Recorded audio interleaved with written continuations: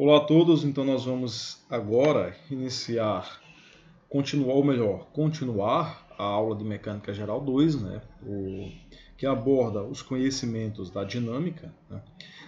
Aula passada nós fizemos uma breve introdução sobre o que é a dinâmica, o estudo da dinâmica, o que é a cinemática, a cinética, né.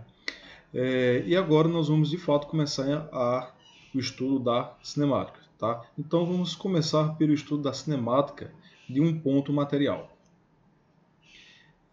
Para isto, vamos então resgatar alguns conceitos que foram apresentados a vocês no curso de introdutório de Física 1, né, ou Mecânica Clássica, que é o conceito de posição, deslocamento, distância percorrida, velocidade e aceleração. Então nós temos aqui nesta figura um sistema cartesiano aqui, um X, né, um eixo X orientado positivamente para a direita. Né? E aí nós temos uma partícula P que sai do ponto O e vem até exatamente para esse pontinho aqui, também chamado de P. Tá? Percorrendo então, tá? Ou melhor dizendo, estando situado numa posição X à direita de O. Okay?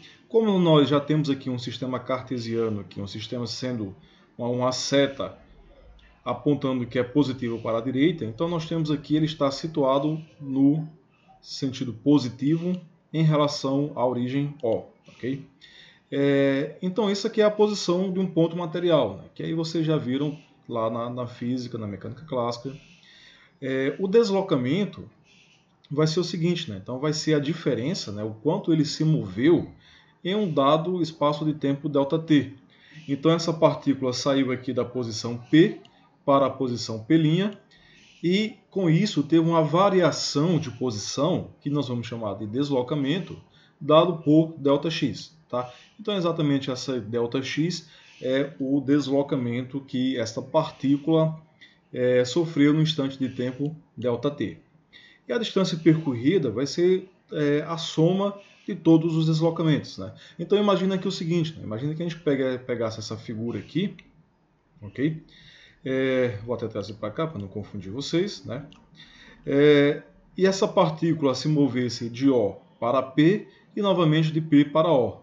Então o deslocamento seria zero. No entanto, a distância percorrida seria no total desses quadradinhos aqui, né? Então seria 1, 2, 3, 4, 5, 5 para ir, 5 para voltar. Então seria uma distância percorrida aí de 10 metros, ok? Então essa é a diferença de posição, deslocamento e distância percorrida.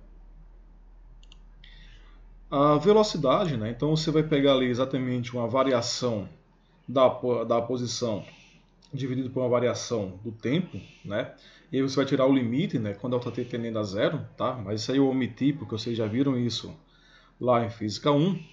E aqui nós temos então apresentado a nossa velocidade instantânea, né? Que é o dx dt, ok?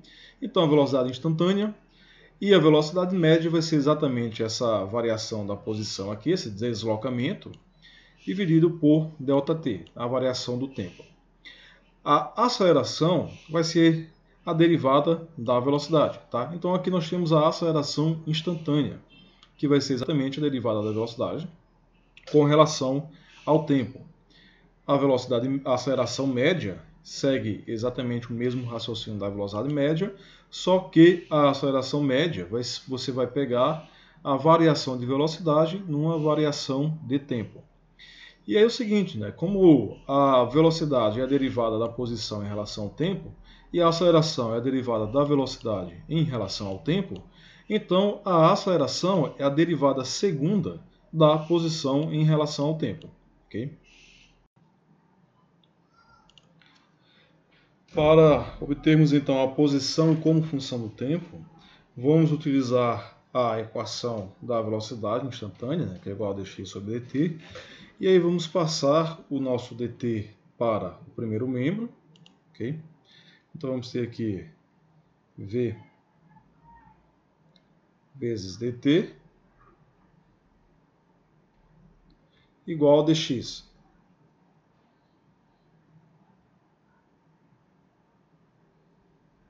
E aí vamos integrar, né? Então vamos integrar aqui o nosso dx em um x0 até x. E o nosso VDT a gente integra aí até aqui o x.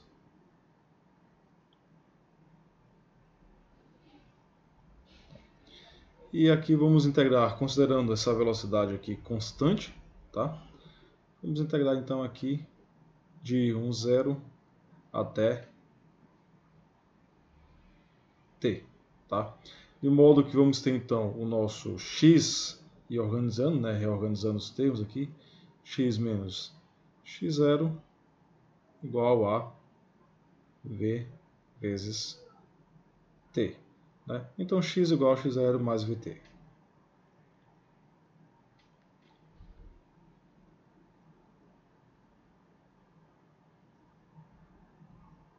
Vt, ok?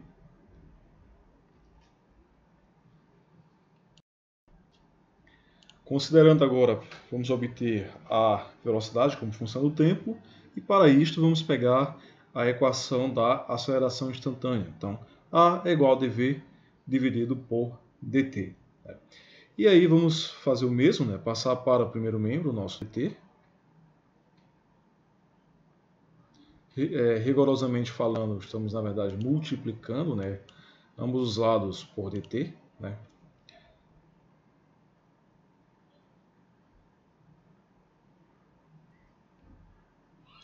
Igual dv. E aí vamos integrar, né, de v0 até 1v. E vamos integrar aqui, considerando uma aceleração constante, né?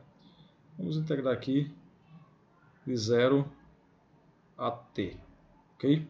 Vamos ter então v menos v0 igual a c, né, aceleração constante, vezes o tempo.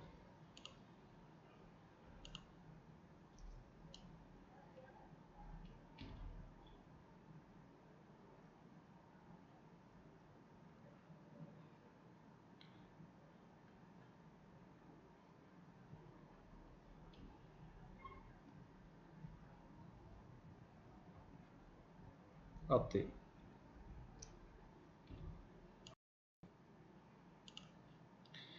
E para obter então a velocidade como função do tempo, nós vamos pegar aquela aceleração igual a dv dt, vamos colocar o dt no primeiro membro, tá? E vamos pegar também o v igual a dx dt, tá? E vamos fazer o mesmo. Igualando-se então, vamos ter aqui,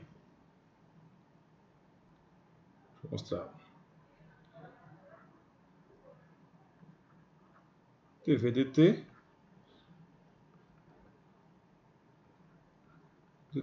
igual a dv dividido por a.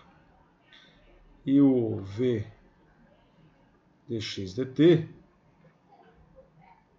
nós vamos ter então aqui dt igual a dx dividido por v, tá? Igualando-se dt a dt e reorganizando, vamos obter esta equação aqui, né? Então, v vezes dv igual a vezes dx, tá? E aí, com esta equação, nós vamos então integrar ambos os lados da equação.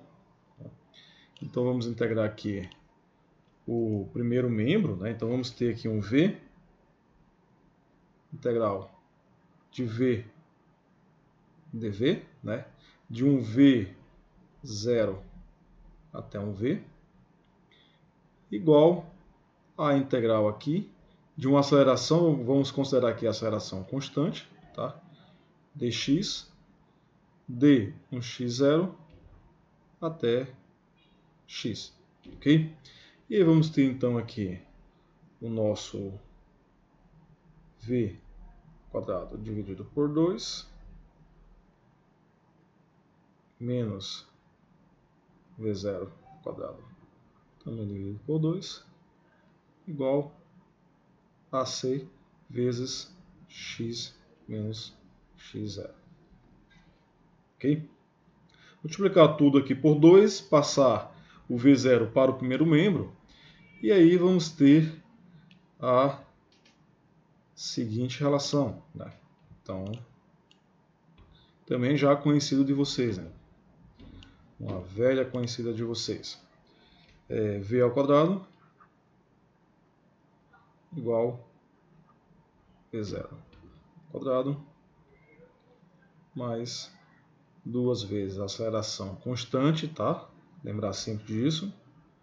X menos x0. X menos x0. Né? Ou ΔX, ok?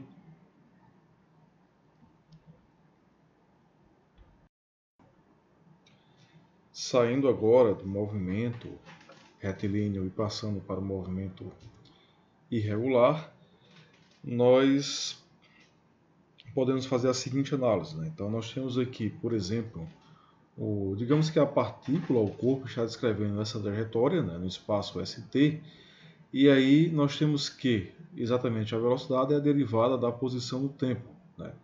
E aí nós podemos fazer exatamente a analogia que o que? Derivada é exatamente a tangente da curva no ponto. Logo, a tangente da curva no ponto 0, por exemplo, para um t igual a 0, vai nos dar exatamente a velocidade inicial v0. E o mesmo pode ser feito para qualquer instante de tempo, né? T1, T2 e T3, em que a velocidade, por exemplo, a velocidade 2, vai ser a tangente da curva no ponto para um tempo t igual a 2, né? Tempo t2, melhor dizendo. Né? E aí essas velocidades calculadas dessa forma, né? A tangente da curva no ponto, pode ser representada de forma gráfica no espaço VT, né? E com isso nós vamos obter então o gráfico do comportamento da velocidade desse ponto material no tempo, né? Então, de forma representativa, ele está fazendo esta curva aqui. A mesma análise pode ser feita se você pegar o gráfico VT. Lembrando que a aceleração vai ser exatamente a derivada da velocidade em relação ao tempo. Logo, a minha aceleração vai ser a tangente da curva no ponto, né? A curva formada aí no espaço velocidade versus tempo, no espaço VT. Okay? Então, nós temos aqui, por exemplo, a aceleração inicial a zero vai ser igual à derivada da velocidade no tempo no instante inicial t igual a zero, que é dado por essa equação, que é dado representado aqui, né? Esse v0. E aí a nossa aceleração a gente plota lá no espaço AT, né? Então no gráfico AT, neste caso específico, a aceleração é nula. Então vai sair aqui do gráfico A igual a zero, tá? E faz a mesma análise, né? Então o mesmo que foi feito para a velocidade faz para a aceleração. Então para cada instante de tempo, vamos analisar exatamente a tangente da curva no ponto e o valor obtido vai ser colocado lá no gráfico da aceleração versus o tempo, e com isso vamos ter o comportamento da aceleração do nosso ponto material no tempo. Esse conjunto de gráfico traz exatamente o que foi dito anteriormente, né? Então nós temos aqui um espaço x vezes t, né? Um gráfico xt, em que a inclinação vai nos dar a velocidade e aí vai nos dar a amplitude, né? O tamanho aqui da velocidade, tá? Vamos fazer então para diversos instantes de tempo e com isso vamos obter a curva VT. Na curva VT, a inclinação vai nos dar a aceleração. E repetindo o procedimento, vamos ter a curva AT. A relação inversa, né, da derivada, ou seja, a integral, vai nos dar exatamente o oposto, né? Então, se nós temos aqui um gráfico da aceleração versus o tempo, a integral da curva, né, da área sobre a curva, vai nos dar a velocidade. Tá? Exatamente, ou melhor dizendo, vai nos dar a variação da velocidade. Para uma curva no espaço VT, né, então velocidade versus o tempo, a integral sobre a curva, que vai nos dar exatamente a área sobre a curva, né, então vai nos dar a variação da velocidade, né, então V2 menos V1. Tá? Ok, então é praticamente digamos, o processo inverso, né? Então, ao invés de derivar, vamos estar fazendo a integral.